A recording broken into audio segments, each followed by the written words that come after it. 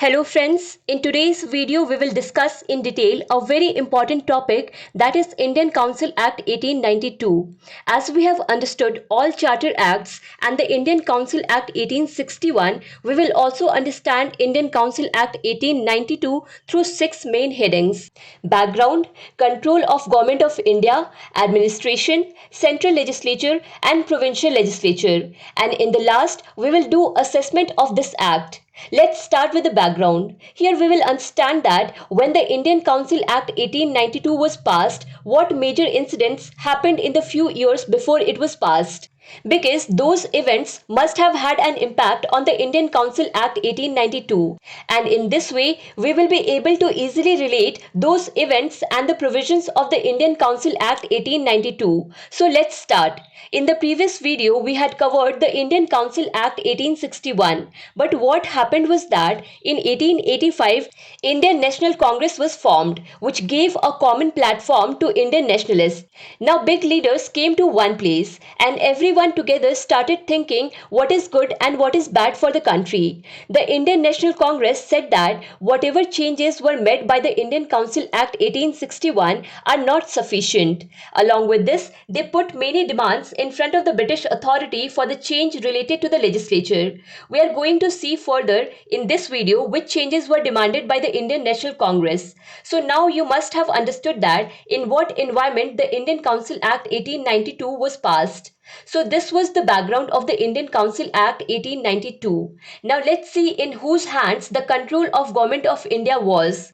So the control of the Indian government was still in the hands of the Secretary of State, who was handling the Indian administration while living in Britain with the help of Viceroy. That is, there were no changes related to the control of Government of India in the Indian Council Act 1892. Now let's talk about Indian administration. See, we saw that in the Indian Council Act 1861, the number of executive councils was reduced to 6, and all of them were given different portfolios. And for the first time in the Indian Council Act 1861, the power to issue ordinances was also given. This power was given to the Viceroy so that he could create temporary laws on urgent matters, which were valid for 6 months. So now we have to see whether there were any changes in the Indian Council Act 1892 or not. So the answer is no. The Indian Council Act 1892 did not make any changes related to the Executive Council. So this green tick is telling us that the Indian Council Act 1892 did not make any changes related to the Government of India's control and Executive Council. Now the next is the central legislature. Let's see what was the condition of the central legislature. But first let's see what was the status of legislature in Indian Council Act 1861. Only then we will be able to compare it with Indian Council Act 1892.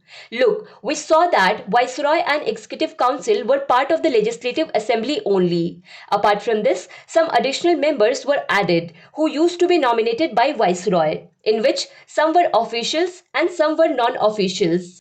We had also seen the difference between officials and non-officials, and officials were in majority here, and the number of additional members could be minimum 6 and maximum 12.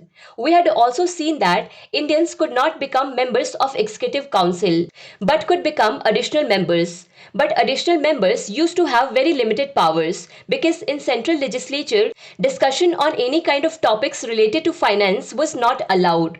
And apart from this, additional members could not even ask any questions related to the work of members of Executive Council. Now here comes the role of Indian National Congress.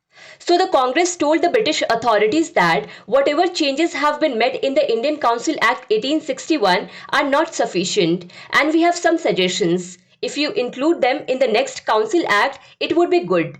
At that time, the Viceroy was Lansdowne, who said that, okay, tell me what are your suggestions. So let's see at the demands of the Indian National Congress one by one, and also see what changes happened in the Indian Council Act 1892. So the first point, the Indian National Congress said that in today's date, only 6 to 12 additional members are allowed in the central legislature.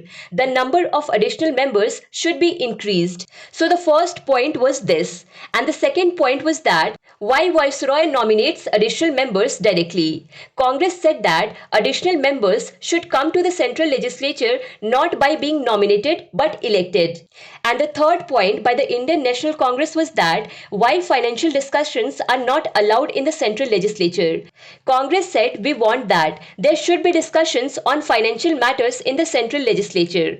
So the first point was related to increasing the number of additional members. The second point was that the additional members should not be nominated but elected. And the third point was that financial discussions should be allowed in the assembly. Apart from this, many other points were also given, such as military expenditure should be reduced, an Indian civil services exam should be done in England as well as in India.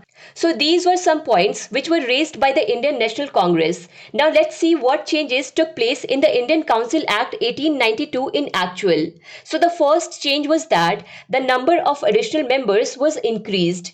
Now minimum 10 and maximum 16 additional members were allowed, and the distribution of these additional members was something like this: 6 official and 10 non-official.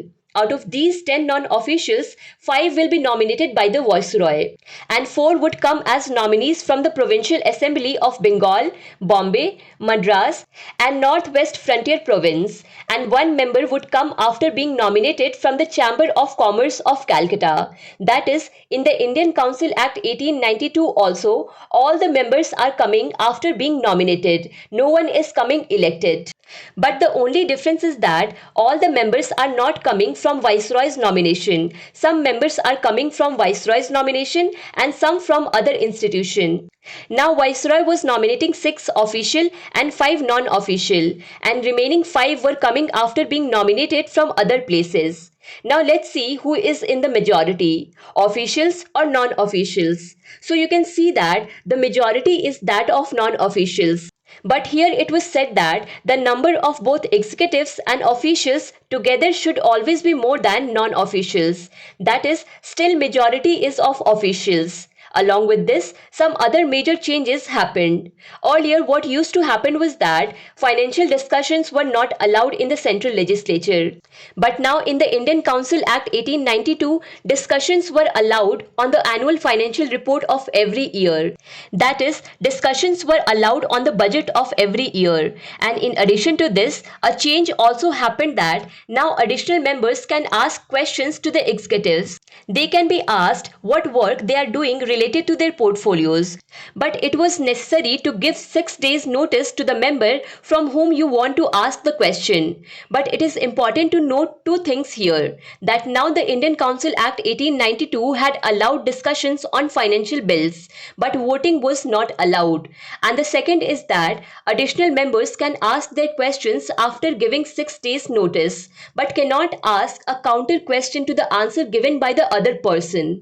Means supplementary question was still not allowed to be asked. And yes, still Indians' entry in Executive Council was not allowed, but Indians could become additional members as before. And because the number of additional members was increased in Indian Council Act 1892, that is why now more Indians could become additional members. At one time, around 4 to 5 Indians used to be additional members. So these were the changes that took place in the central legislature. Now let us see what changes happened in the provincial legislature. Here the change was that the number of additional members in the provincial legislature of each province was increased. But the more important thing was that the additional members of the provincial legislature were elected from institutions like universities, district boards, municipalities, zamindar, and chamber of commerce. That is, here in the Indian Council Act 1892, the principle of representation was implemented.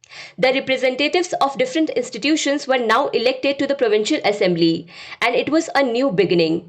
And it was a big change in the provincial legislature that happened with the Indian Council Act 1892. So we saw what changes happened in the Indian Council Act 1892, which things changed and which things did not change. Now we will understand the impact of the Indian Council Act 1892 and assess the whole act.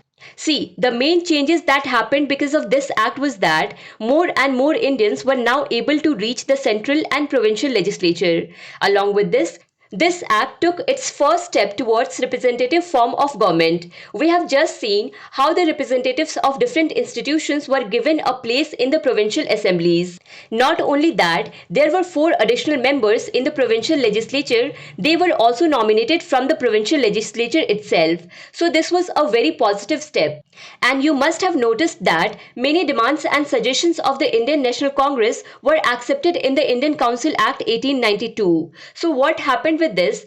That the credibility of the Indian National Congress was also proved. So this was a quick assessment and complete detail of the Indian Council Act 1892. To understand Indian history and Indian polity in detail, do follow Bookstava playlist. Link is given in the description box. Thank you for watching Bookstava.